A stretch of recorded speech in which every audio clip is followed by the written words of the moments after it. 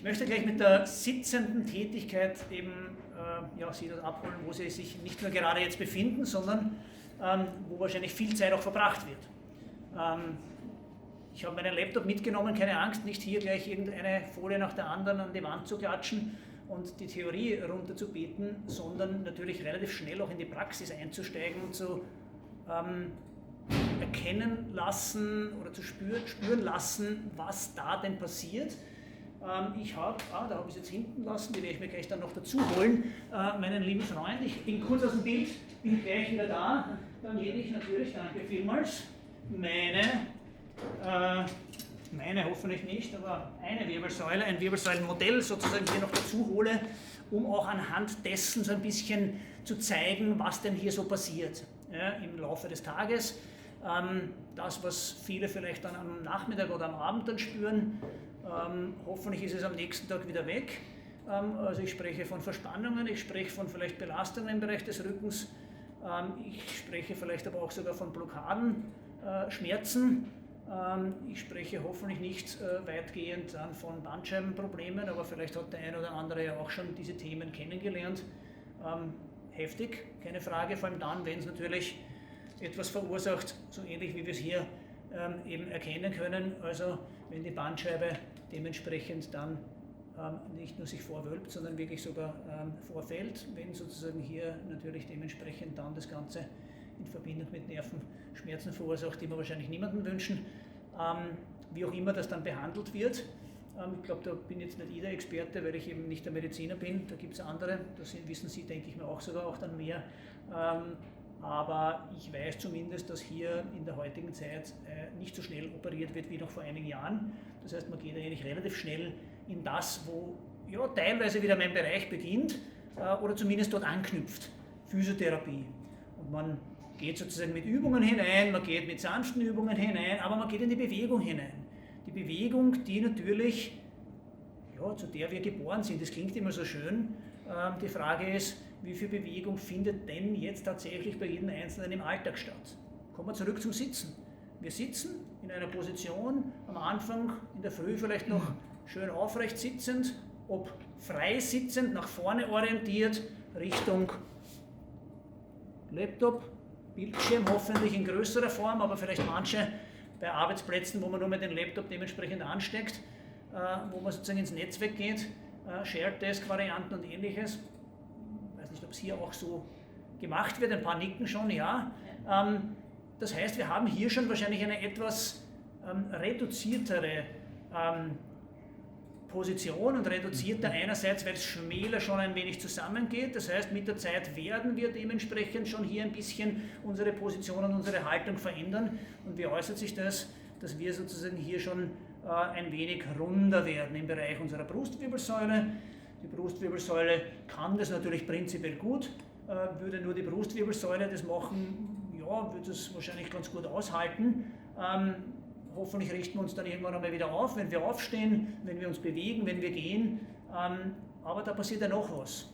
Die Wirbelsäule spielt ein bisschen zusammen und nicht nur die 12 Brustwirbel bewegen sich zueinander, sondern es passiert ganz entscheidend im Bereich Becken beim Sitzen etwas, was wir sozusagen nicht unterschätzen sollten, nämlich beim freien Sitzen, dass ich hier nach hinten ein wenig hineinstauchen werde, oder wenn wir angelehnt sitzen, werden wir mit der Zeit irgendwann einmal, am Anfang sitzen wir nach hinten schön dran, haben vielleicht sogar die schön geformte Lendenstütze und Lendenlordose, aber vielleicht merkt man dann, irgendwann einmal rutschen wir hier dann ein bisschen hinein. Ein paar korrigieren ihre Position gerade schon, weil sie gemerkt haben, ja, ist mir auch passiert. Passiert uns allen. Passiert uns allen. Warum passiert es uns allen? Weil es A viel bequemer ist, weil ich B damit meine Muskulatur eigentlich nicht brauche. Oder anders gesprochen, weil meine Muskulatur, die schon müde geworden ist nach einem gewissen Zeitraum, einfach diese Stütze nicht mehr bietet in der Form. Ja?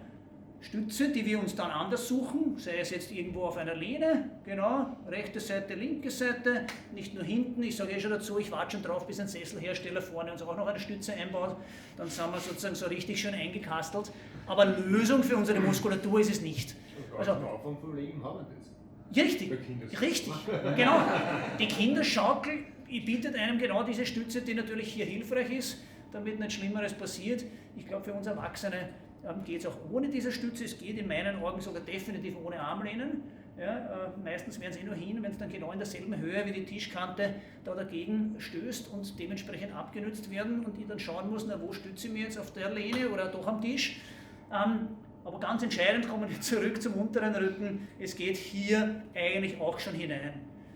An was erinnert uns die Position, wenn ich das Ganze in die Richtung drehe, an eine nach vorne hinunter gebeugte Haltung. Das heißt, wenn ich sozusagen in die Position nach vorne hinunter gebeugt gehe und bleibe mit den Beinen gestreckt, dann ist das durchaus ähnlich. Jetzt können wir schon wieder diskutieren. Ist das gleich belastend? Muss nicht sein. Es wird meistens dann belastend, wenn wir dann vielleicht noch ein Gewicht von dem, was wir heben, nach oben transportieren, bewegen. Und jetzt bin ich ganz gemein, es könnte auch ein Kugelschreiber sein, der uns runtergefallen ist. Und wir machen dann nicht nur nach vorne hinunter gebeugt, sondern vielleicht auch noch eine leichte Drehbewegung, kommen aus dieser Drehbewegung wieder nach oben und haben da schon brutal dargestellt, wir haben ja Gott sei Dank noch Muskeln, Sehnen, Bänder, die da auch noch rundherum sind und nicht nur dieses Skelett.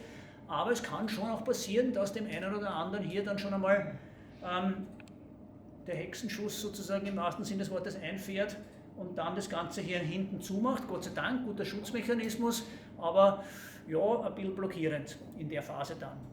Was macht man? Man versucht zu entspannen, so gut es geht. Man versucht irgendwo eine Lage oder Position zu finden, die einem das Ganze vielleicht selber wieder reinspringen lässt. Oder man hat dann halt irgendwie eine Injektion oder einen Chiropraktiker, der dann sagt, lass mal locker, zack, zack, zack und richten wir das Ganze wieder ein. Was es braucht, und ich habe es schon angedeutet, ganz klar natürlich hier die Muskulatur rundherum, die Sehnen, die Bänder, die alle gut möglichst zusammenspielen, damit Bewegungen rund, harmonisch gut zusammenspielen und möglich sind und damit wir möglichst auch bei kleinsten Dingen nicht sofort dann Schmerzen bekommen, Verspannungen haben oder ähnliches. Das heißt, was brauche ich für Muskeln, um uns vom Becken schon einmal aufzurichten? Rückenmuskulatur und die Bauchmuskulatur. Ganz zentral, gehen wir noch weiter, ja, seitliche Rumpfmuskulatur, nicht ganz unwichtig, aber vollkommen richtig. Wir brauchen einmal hier die Core, die zentrale Muskulatur von Bauch und von Rücken.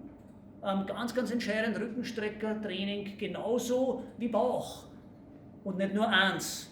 Zu sagen, ja, ich brauche nur Bauch trainieren, damit ich meinen Rücken entlaste, ist definitiv zu wenig, weil das Verhältnis ist mindestens genauso wichtig wie die einzelne Muskulatur an sich.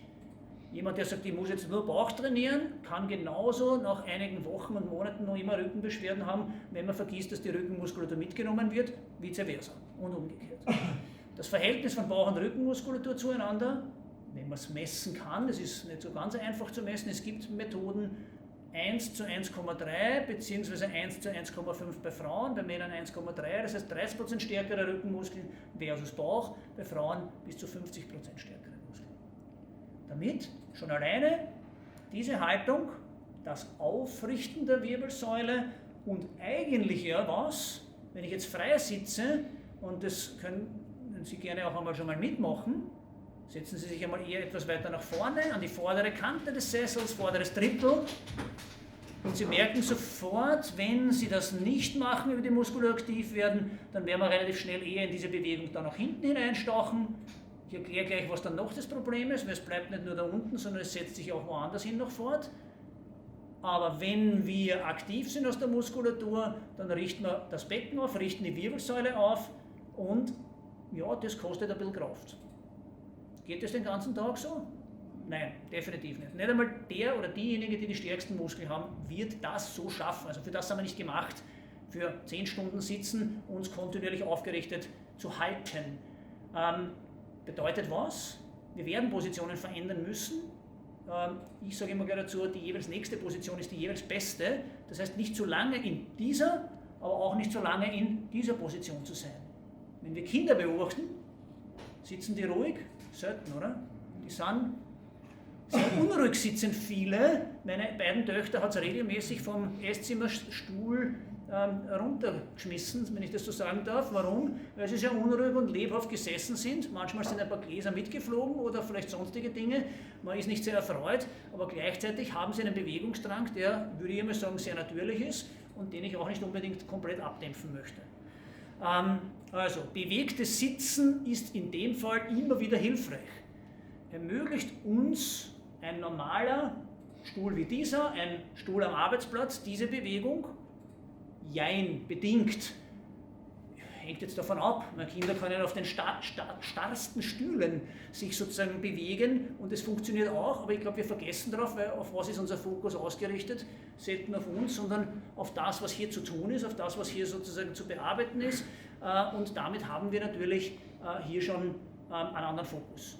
Das heißt, vielleicht auch ab und zu mal versuchen, immer wieder im Laufe des Tages den Fokus zurückzubringen, zu spüren, ah ja, ich habe sozusagen hier jetzt schon lange keine Bewegung mehr gemacht, ich fange mal an, vielleicht mich aus dem Becken heraus ein bisschen zu bewegen, ich fange mal an, aus dem Lendenwirbelsäulenbereich ein bisschen Bewegung ins Spiel zu bringen oder, jetzt kommen wir noch weiter nach oben, aus dem Schultergürtel, wo ich vielleicht auch schon Spannungen wahrgenommen habe, das heißt, ein simples Schulterkreisen, ob das jetzt beide Seiten gleichzeitig oder ob das jetzt wechselseitig passiert, ob das rückwärts wie vorwärts passiert, ja, einen feinen Unterschied macht es vielleicht noch, wenn Sie nach vorne kreisen und dann nach vorne aufhören und ich bin jetzt schon wieder drinnen eigentlich in der Position, in der ich vorher gerade drin war und mich selbst ertappt habe, dass ich da ja auch wieder nach vorne orientiert ausschließlich arbeite und rund wäre, dann würde ich empfehlen, zumindest nach hinten kreisend aufzuhören und was noch mitzunehmen?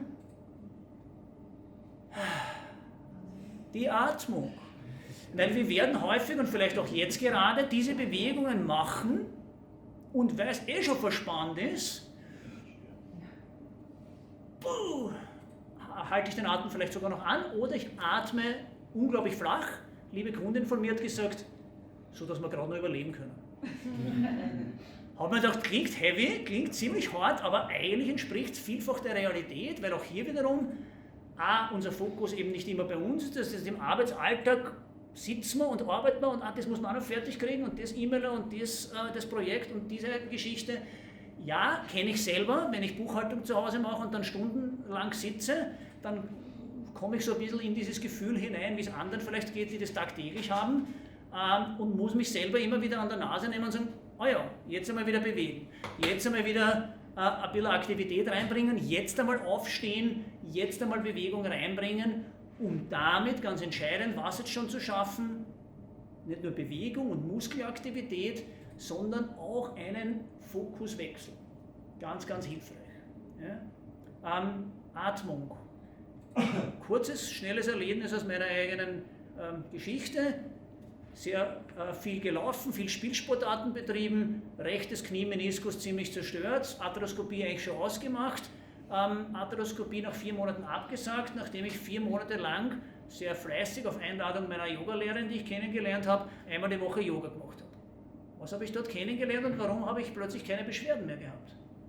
Ich hatte sozusagen hier durch viel Laufsport, durch viel Spielsportarten einseitige vielleicht Beanspruchungen und verkürzte Muskeln. Das war nicht das Kraftthema. Jeder wird vielleicht sofort sagen als erstes, naja, du hast zu wenig gekräftigt und das Knie war einfach nicht stabil genug oder Bauch- und Rückenmuskulatur, aber es war tatsächlich bei mir das Thema Beweglichkeit, weil wenn ich mich nach vorne runtergebeugt habe, bin ich gekommen ungefähr bis zum Unterschenkelmitte und nach 4 Monaten Yoga-Training durch Atemtechnik, die ich gelernt habe, durch Dehntechniken, war ich plötzlich ganz am Boden unten. Die Beweglichkeit der Beinrückseite war deutlich verbessert und vielleicht noch eines, beim Laufen habe ich plötzlich um 15 Pulsschläge niedrigere Werte gehabt als davor. Und ich rede natürlich von derselben Geschwindigkeit, die ich gelaufen bin und nicht von 3 km/h weniger. Also Ökonomisierung einer Bewegung, Entspannung der Muskulatur, deutlich bessere Beweglichkeit, besseres Zusammenspiel, Entlastung der Gelenke. Und Entlastung der Gelenke spielt in dem Fall auch im Bereich natürlich dann anderer Bereiche, Rücken genauso. Wenn ich das Becken einfach mehr aufrichte und Sie haben es jetzt schon gespürt, komme ich eigentlich im Sitzen in eine Hohlkreuzposition versus einer gestauchten Position.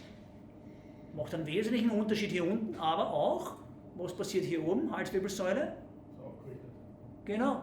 Das heißt, ich bin jetzt nicht rund, gestaucht und hier überstreckt. Das heißt, diese Entfernung, Kinn, Brustbein, ist ja ganz entscheidend. Und wie können wir es selber immer wieder für uns überprüfen? wenn es uns nicht auffällt, ob das jetzt schon zu viel ist oder nicht, ob das schon zu lange dauert in der Position, leicht überstreckt, sind wir überhaupt schon überstreckt? Simpel und einfach. Nehmen wir Faust und nehmen Sie hier zwischen Brustbein und Kinn. Die Faustbreite sollte ungefähr die Distanz sein, wo wir sagen, okay, das ist eine entspannte Position, eine aufgerichtete. Alles, was mehr wird, ist schon fast die doppelte Position. Sind wir eigentlich, obwohl es sich vielleicht noch nicht einmal so anfühlt, weil wir schon so gewohnt sind möglicherweise, aber definitiv schon eine überstreckte. Und überstreckt heißt, speziell im Bereich zwischen 5. und 7. Halswirbel. Bandscheibentechnisch vielleicht nicht ganz so ideal. Vielleicht passiert nicht gleich was, aber vielleicht irgendwann. Wünschen wir es niemandem. Also, Lenden- und Halswirbelsäule sind die zwei Bereiche, die natürlich im Bereich Sitzen, und da würde ich sogar sagen, hat die Halswirbelsäule deutlich aufgeholt gegenüber der Lendenwirbelsäule. Heißt noch nicht vielleicht überholt, wobei hängt ja davon ab. Sitze ich wirklich 10 Stunden nur vom Computer oder gönne ich mir doch ab und zu mal dazwischen eine Bewegung, ein Aufstehen, dann habe ich natürlich hier durch das alleinige Aufstehen und Aufrichten des Beckens, Aufrichten der Wirbelsäule schon mal eine andere Position. Jetzt werden manche vielleicht sagen, ja super, ich habe eine Möglichkeit. Ich habe am Tisch, der höhenverstellbar ist. Hammerbar. Da haben wir. Alle. Also im Büro Im Büro, ja, im Auto nicht. Oben am Dach weiterarbeiten. Laptop aufs Dach und weiter geht's. Wir werden dann auch über Pausen sprechen, die man ja dementsprechend dann auch machen könnte, aber nicht unbedingt in der Form. Aber was passiert, wenn wir im Stehen längere Zeit sind? Längere Zeit stehen. Am Anfang stehe ich schön. Auch nicht gut, sag's langsam. Ja. Auch nicht gut. Was passiert? Belastet die Bandscheibe. Weil was passiert? Ja, immer steif dastehe. Vielleicht jetzt die Gegenrichtung. Jetzt sind wir vielleicht zu stark im Hohlkreuz. Von dem, wo wir ja über Jahre wahrscheinlich gehört haben, ja, nicht stark ins Hohlkreuz, weil das ist das Gefährliche. Damit hat man Rückwärtsbewegungen an sich schon mal gestrichen aus dem Trainingsprogramm. Und gesagt, da ist ganz schlecht, darfst du gar nicht machen.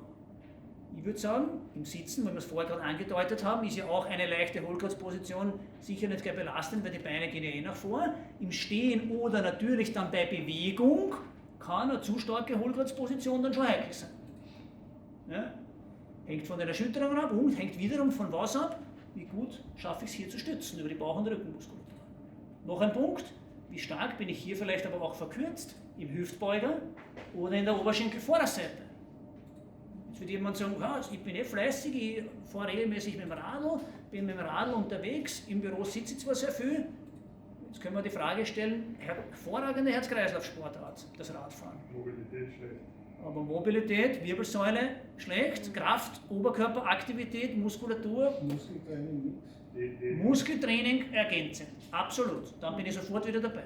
Muskeltraining aber auch nicht nur im Sinne der Kraft alleine, sondern auch hier der Beweglichkeit.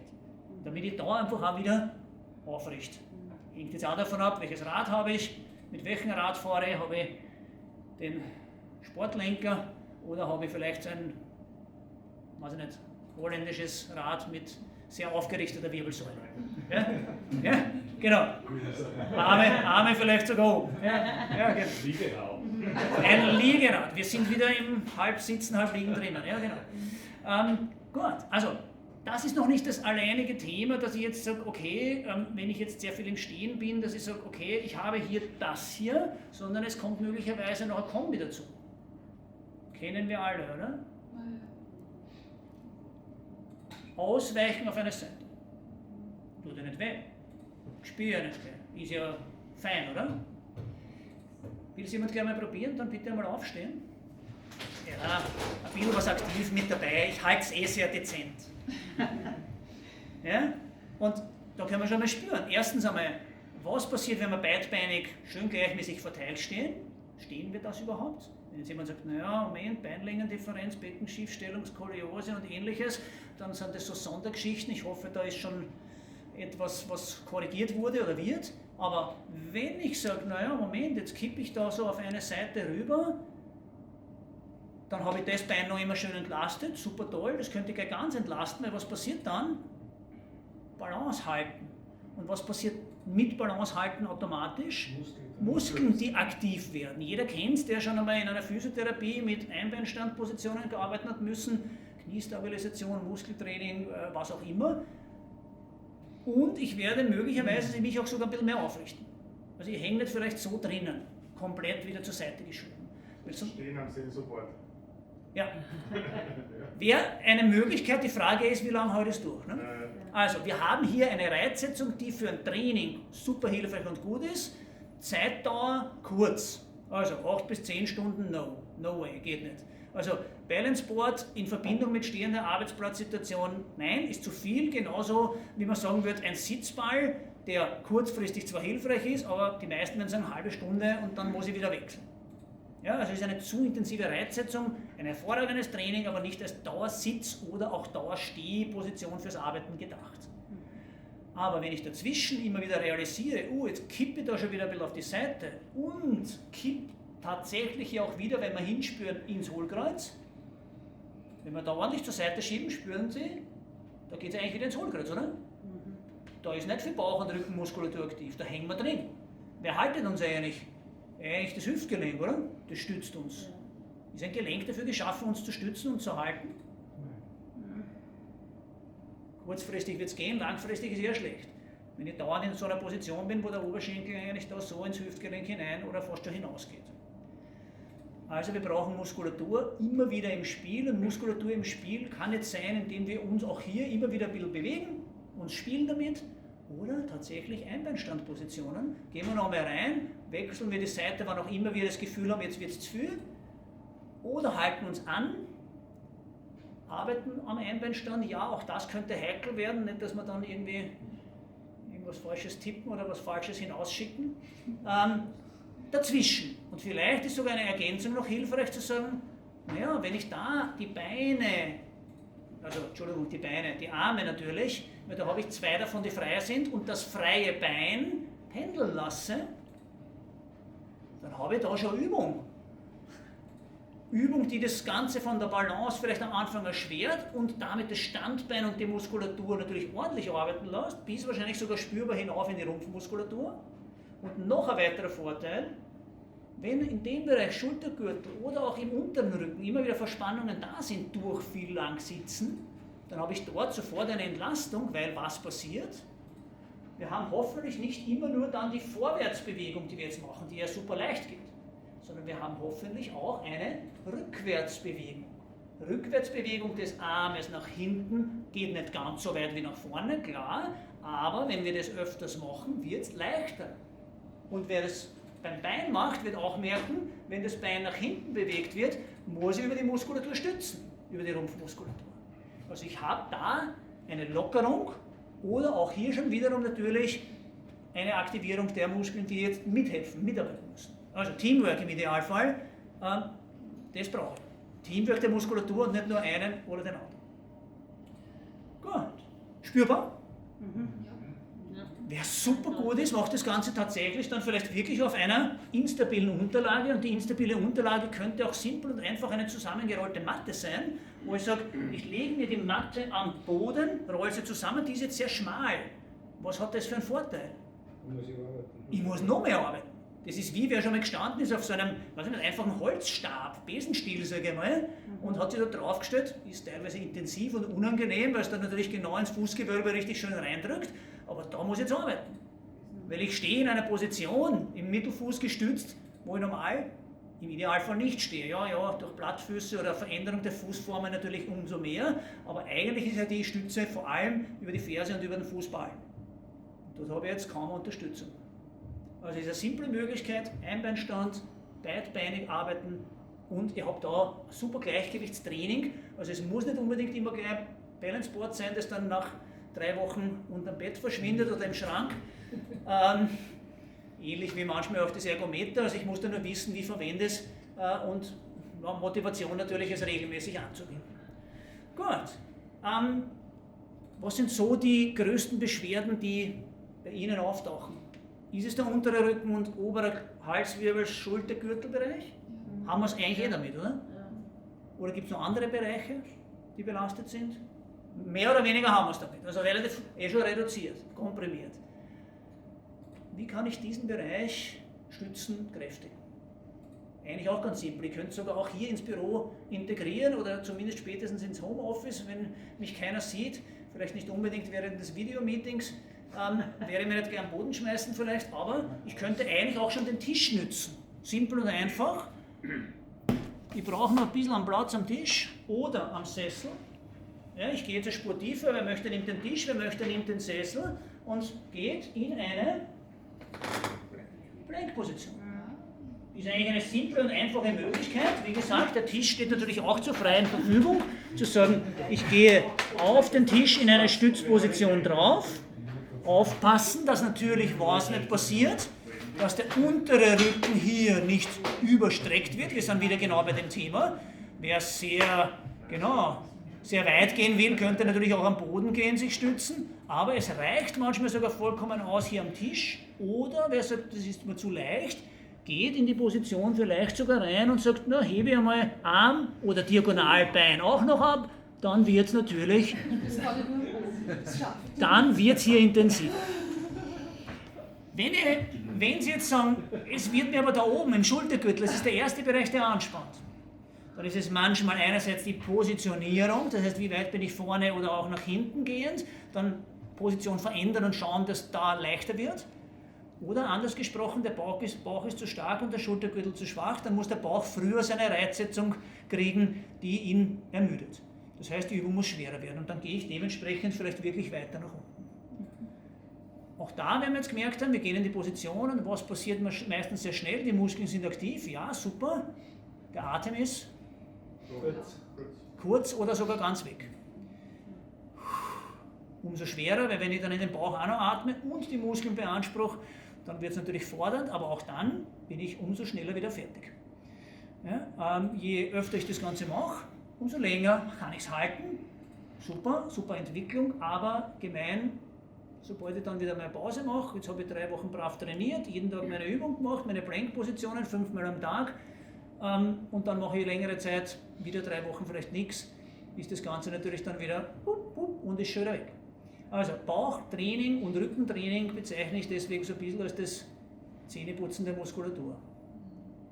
Täglich im Idealfall, öfters und aber auch steigern, weil wenn ich sage, ich mache immer dieselbe Übung, dann habe ich natürlich auch keine Entwicklung, dann bleibe ich stehen.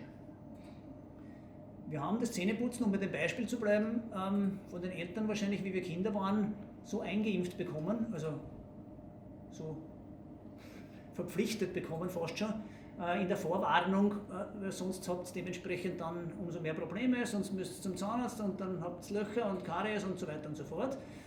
Wir werden es heute wahrscheinlich alle machen, oder? Ich denke. In der Muskulatur haben wir diese Empfehlung vielleicht so nicht bekommen. Würden wir oder hätten wir damals diese Empfehlung schon so bekommen oder es vielleicht auch dann schon immer so vorgelebt bekommen, würden wir es vielleicht auch heute selbstständig machen und ich wäre gar nicht da. Ja? Aber es ist natürlich viel leichter und ich kenne das selber, ja, Ausreden zu suchen. Ich habe vorher vom Thema Buchhaltung gesprochen, ich bin selbstständig tätig. Ja, das lasse ich dann zusammenkommen und mache es am letzten Drücker und meine Steuerberaterin kriegt es halt dann im letzten Moment. Und da arbeite ich dann vielleicht sogar auch dann 2 Nächte durch. Aber davor bin ich entspannt. Meine Frau würde sagen, sie würde es nicht schaffen, weil sie hätte es ständig im Kopf und könnte dann sozusagen immer nur deswegen die ganze Zeit darüber nachdenken und deswegen macht das lieber gleich. Typsache. Ja? Ich gehe dann lieber laufen, habe meine Geschichten, auch meine sportlichen Aktivitäten, die ich ja auch brauche, um damit authentisch zu bleiben. Also nicht, dass man sagt, ja, ich trainiere immer mit meinen Kunden mit. Das ist ja auch nur bedingt Training, wenn ich dann vielleicht auch herumgehen muss und vielleicht auch korrigieren muss. Gut, Bauch. Gegenüberliegend, Rückenmuskulatur. Wie kann ich den Rücken kräftigen? Wird im Büro vielleicht schon ein bisschen schwerer oder im Homeoffice, aber lässt sich durchaus auch machen.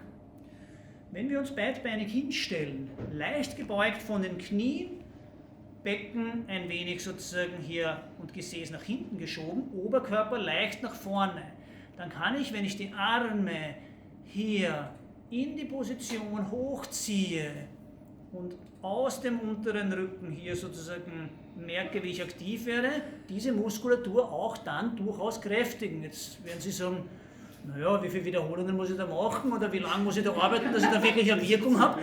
Ja, ich gebe zu, 5-mal Danke erledigt, das wird definitiv wahrscheinlich nicht ausreichen. Wer aber sagt, naja, wenn ich hier in die Position tiefer gehe, ja, den Hebel dementsprechend ein bisschen verändere, die Bewegung auch nach oben verändere, oder jetzt wird jeder sofort sagen, naja, ich brauche nur Gewicht dazu nehmen, dann wird das Ganze hier gleich einmal intensiver. Ja, nur muss man da schon wieder aufpassen, dass dieser Hebel dann nicht zur Falle wird, zu sagen, das wird dann schon fast zu viel. Vor allem dann, wenn ich hier zu weit arbeite.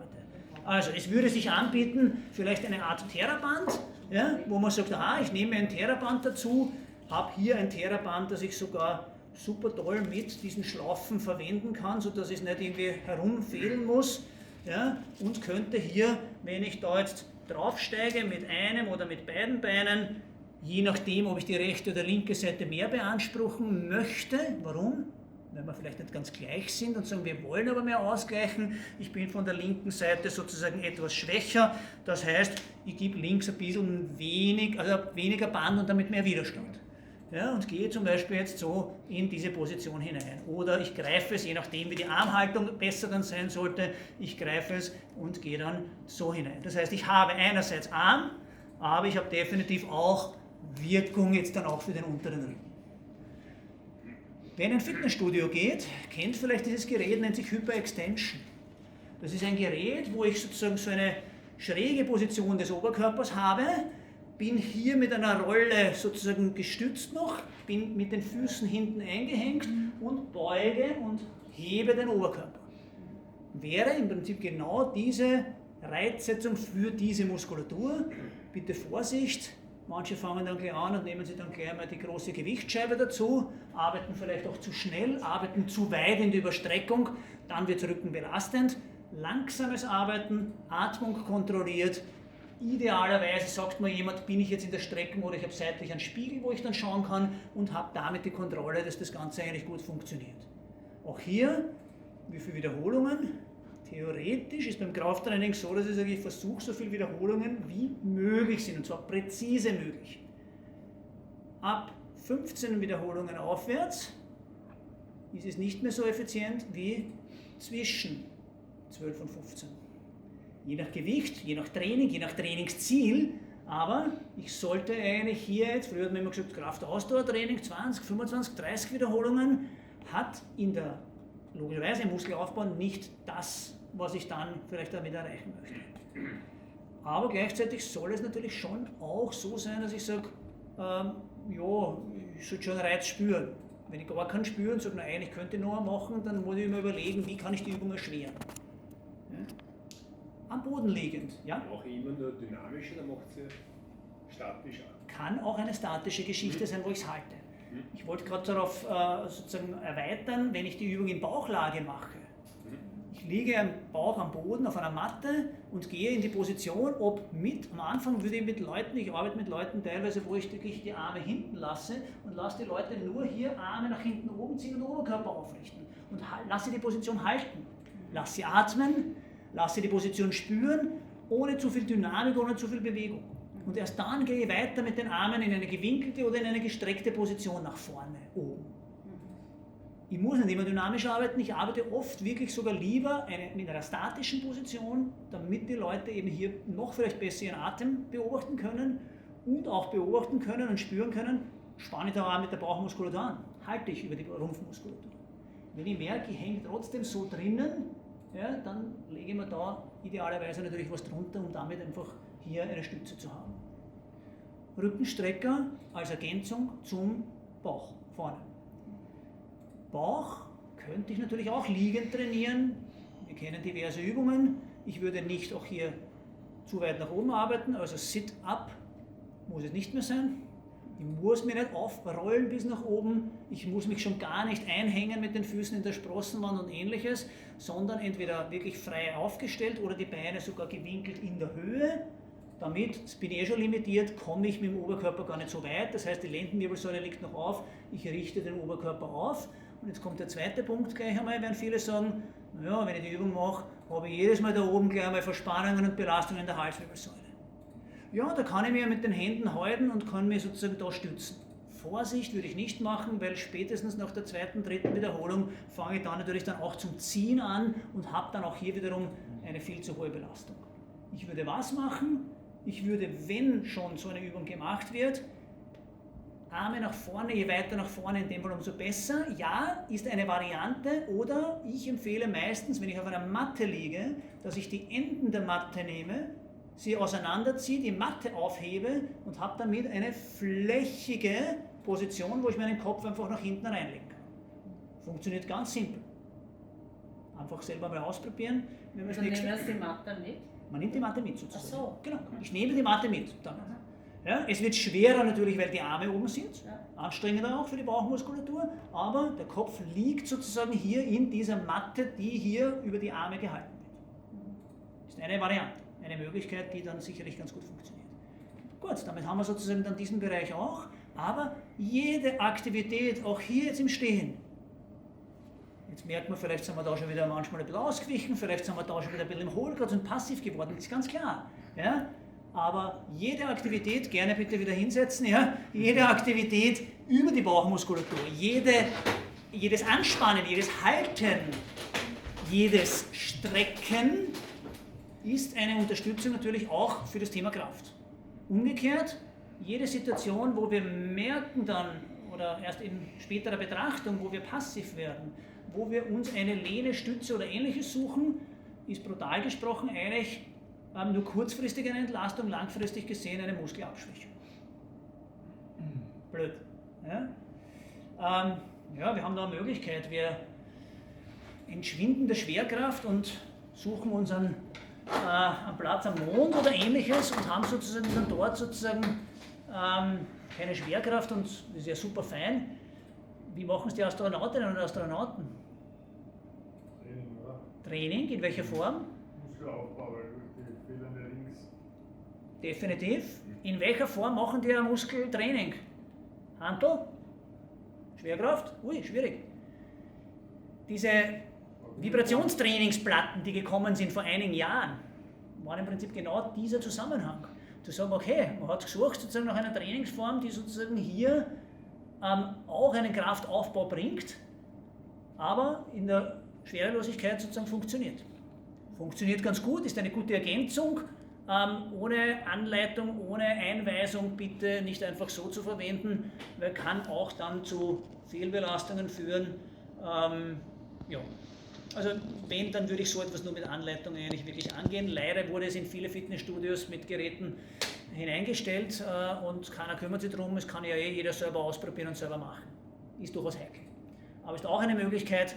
EMS-Training ist etwas, was in den letzten 10 Jahren wahrscheinlich extrem explodiert ist mit diversen Ketten, Wunder verspricht und versprochen hat. Nicht, dass ich sage, es wäre jetzt sozusagen schlecht, aber auch hier würde ich es nicht als alleinige Kräftigungsvariante sehen, sondern auch hier in Kombination mit einem klassischen Training, in Kombination mit anderen Ergänzungen. Beweglichkeit. Beweglichkeit, Mobilität der Wirbelsäule, ein einfaches Becken bewegen, ein Becken kreisen, ein Schulterkreisen haben wir schon gemacht, ein Wirbelsäulen bewegen und zwar, ich habe vorhin gesagt, nicht nur in die Richtung, nicht nur nach vorne runter, sondern ja, wir dürfen auch uns aufrichten bei Rückwärtsbewegungen, bitte klar, Vorsicht, da muss man gut über den Bauch stützen und arbeiten und bitte nicht ausweichen, zu sagen, ja, ich gehe da mit dem Becken vor und kipp da nach hinten, das haben wir vielleicht, also die Damen damals als Mädels vielleicht, als kleine Kinder ganz locker gemacht, Brückenposition nach hinten, zack, hinein, aus dem Handstand vielleicht noch runter. Das wird heute vielleicht nicht mehr ganz so einfach sein. Ich habe es nie gemacht, ich schaue meinen Töchtern zu, machen das spielerisch und die gehen auch turnen, also bewundernswert, aber auch hier nur die Beweglichkeit alleine. Ich sehe es bei meinen Yoga-Klassen, die Damen, die die Beweglichkeit hätten, haben häufig dann die Kraft nicht wiederum aus der Rumpfmuskulatur. Das heißt, da müssen wir schon wieder sehr, sehr aufpassen. Ich brauche beides, Beweglichkeit und Kraft, um diese Stütze dann auch natürlich zu haben. Aber im Sitzen kann ich in so eine Bewegung reingehen. Ich kann auch mit den Armen hinter den Sessel vielleicht sogar gehen. Können wir auch gleich einmal machen, dass wir da einfach einmal ein bisschen merken, was passiert, wenn ich die Arme nach hinten bringe, hinter die Lehne oder drüber, wenn es sich ausgeht, wenn ich die Schultern aber auch da bitte noch nach unten ziehe, das wird schon ein bisschen knapper da jetzt, das wird schon ein bisschen enger, ja? Sonst mache ich es etwas freier oder auseinander, also ich muss ja nicht zusammengreifen. Und bitte wieder festgestellt, haben wir geatmet? Ja. Hoffentlich ja. Also, im Yoga habe ich was gemacht am Anfang? Natürlich alle Positionen kennengelernt und wie weit kommt der und wie weit kommt der andere und wie weit komme ich? Relativ schnell erkannt, das ist natürlich genau nicht der Weg, sondern Fokus hier, Fokus auf mich, spüren, wahrnehmen und der Atem führt mich rein. Ja, es klingt schon ein bisschen esoterisch, aber definitiv hat es mich wirklich unterstützt darin, dass ich eben nicht überlastet habe, dass ich nicht zweitgegangen bin in die Position, sondern dass mich der Atem tatsächlich dorthin geführt hat, wo es passt. Und hat es aber auch dann entwickelt. Nicht umsonst habe ich dann nach 4 Monaten bis am Boden greifen können und habe sozusagen hier die Beweglichkeit deutlich verbessert. Und da habe ich einmal die Woche Yoga-Training gehabt und nicht 4-mal. Ja, ich habe dann ein paar mehr Einheiten gemacht und habe gemerkt, da ist dann doch noch mehr möglich, aber einmal die Woche ist schon mal super Empfehlung. Und haben sich jetzt die Knie-OP erspart? Oder Ich habe es nicht gemacht. So. Jetzt könnte man sagen, der Meniskus hat sich damit nicht wahrscheinlich repariert, aber ich habe so viel Stütze einerseits von der Muskulatur, ich habe so viel Spielraum und Beweglichkeit, sodass ich 30, 35 Kilometer laufen gehen kann heute. Ich kann Beachvolleyball spielen, ich kann, habe ich sogar gewagt, wieder mal Fußball spielen gehen. Ich kann alles machen. Und ich glaube nicht, dass mein Meniskus, der damals zerfetzt war, zumindest laut MRT, so dargestellt und eine Arthroskopie gebraucht hat, wieder ganz ist. Also ja, Wunder für mich oder Aha-Effekt, es war tatsächlich einer und ich habe dem ganz viel der Atmung zuzuschreiben und der Dehnung, die erst dann wirklich effizient geworden ist. Gut, Beweglichkeit, Bein, Rückseite, Hüftbeuger am wichtigsten. Warum? Weil das die 2 Muskelgruppen sind, die natürlich genau im Bereich Becken ansetzen. Wenn ich die sehr stark verkürzt habe, dann muss ich an dem arbeiten. Entweder in der Form oder wenn ich sage, naja, rechts wie links ist es nicht ganz gleich, es ist unterschiedlich, dann gehe ich in die Position vielleicht so rein, dass ich sage, okay, dort wo ich mehr verkürzt bin, bleibe ich A länger drin oder mache es einmal öfter. In der Position geht es nicht darum, den Kopf zum Knie zu kriegen, sondern geht es darum, eigentlich hier aus dem unteren Rücken herauszustrecken und den Oberkörper nach vor zu bewegen. Oder wenn ich das Ganze auf einem Sessel mache, in der Position, dann geht es hier heraus und hier dementsprechend nach vor. Aufpassen, Nacken entspannt, Schultergürtel locker, sind Dinge, die hoffentlich soweit klar sind. Hüftbeuger, vordere Seite, Ausfallschrittstellung, Becken geht sozusagen hier tief, Oberkörper richtet sich leicht auf, ich spüre im Bereich Leiste hier eine Dehnung, die auch dann mir zeigt, wie weit bin ich da, spüre da gar nichts, ist der Hüftbeuger meistens nicht großartig verkürzt, aber wenn wir viel sitzen, ist es schon eine gewisse Tendenz. Ständig in der Position. Kann schon sein, wenn ich dann noch Radfahren gehe oder Spielsportarten betreibe, kann das schon sein, dass da eine Verkürzung da ist. Typabhängig natürlich auch, bei den Damen vielleicht oft weniger Verkürzungen generell, weil mehr Beweglichkeit von Grund auf da ist, weil vielleicht sogar was sein könnte, dass bei manchen Damen eine Überbeweglichkeit, eine Hypermobilität da ist. Schaut super aus und spektakulär, ja, vielleicht sogar wie bei manchen Turnerinnen oder Akrobatinnen, aber heikel dann, wenn die Muskulatur nicht mitspielt. Wenn ich wiederum die Kraft nicht habe, könnte es wiederum für die Gelenke sehr heikel sein. Also ich brauche auch hier wiederum eigentlich dann vor allem die Empfehlung Krafttraining für die jeweiligen Muskelgruppen, um die Gelenke zu entlasten. Also ich sage mal, viele Männer könnten mehr ins Yoga gehen, viele Damen, die im Yoga sind, könnten mehr Krafttraining machen. Sehr pauschal, ich weiß. Beides zusammen ist natürlich super und wenn es eine Yoga-Form ist, so wie ich sie kennengelernt habe, Ashtanga-Yoga ist eine dynamische Form, wo man auch teilweise bis hin zu mit Sprüngen arbeiten könnte, mit dynamischen Geschichten, Abläufen, dann war das vielleicht genau das Richtige, wo ich abgeholt worden bin. Und warum ich heute noch mit dabei bin bei dieser Geschichte und warum ich es heute noch mache. Also ich habe es nicht jetzt die ersten 2 Jahre gemacht, abgehakt und jetzt brauche ich nicht mehr, sondern ich muss natürlich dranbleiben und ich würde sagen, es macht ca. ein Viertel meines Trainingsprogrammes aus. Beweglichkeit Rückenwirbelsäule. Ist ganz viel im Yoga drinnen, oder? Macht jemand Yoga? 1, 2, 3, 4. Da waren jetzt 3 Männer dabei, hervorragend. Ja? Also tolle Geschichte. Ich glaube, jeder, der es schon mal kennengelernt hat und dran geblieben ist, auch dann wird merken, ja, es bringt schon was, wenn ich es regelmäßig mache. Jemand, der schlechte Erfahrungen gemacht hat, weil es vom Trainer, Trainerin nicht passt hat, von der Gruppe, vom Raum, vom Zeitpunkt, von der Art des Yogas, es gibt 300 verschiedene Stile, gebt ihr diesem Thema oder anderer Form eine Chance, weil ich glaube, es kann sehr, sehr hilfreich sein, gerade in der heutigen Zeit. Und es beinhaltet für mich, wenn man es als Sportart bezeichnen würde, so ziemlich alles. Ich habe immer Stanga-Yoga in meinen Augen und ich habe es so ausgetestet, damals mit meiner Yogalehrerin, Pulsgurte ausgestattet, so war mein erster Zugang. Sie hat sozusagen mit ihrer Gruppe mit Pulsgurten Yoga absolviert und dann habe ich das Ganze ausgewertet und festgestellt, das ist sogar im unteren Bereich Grundlagen-Ausdauer wirksam. Also ich habe sogar Ausdauertraining drin, ich habe Dehnung drin, ich habe Kräftigungstraining drin, weil es eine Dynamik hat, ich habe Koordinationstraining drin und ich habe sogar die mentale Komponente auch noch drin. Also in meinen Augen wirklich sehr, sehr wertvoll und sehr, sehr unterstützend. Schau kurz auf die Uhr. Unterbrecher Genau. ungern, aber Ja. wir müssen nicht. Genau, ich schaue Das war nämlich gerade auf sehr die Uhr. interessant Ja. und vielen Dank dafür. Dankeschön. Tolle Tipps dabei, ich denke. Also sehr, sehr nett, dass Sie uns das erzählt haben. Und Sehr gerne. hoffentlich die im Auto sitzen werden auch noch was Nützliches dabei sein. Wir werden, Vielen glaube ich, Dank. ja die nächste Einheit online auch dann auch noch mit aufzeichnen und da werde ich sozusagen Aspekte dann auch noch ergänzend mit Super. reinbringen. Vielen Dank. Danke vielmals. Danke sehr.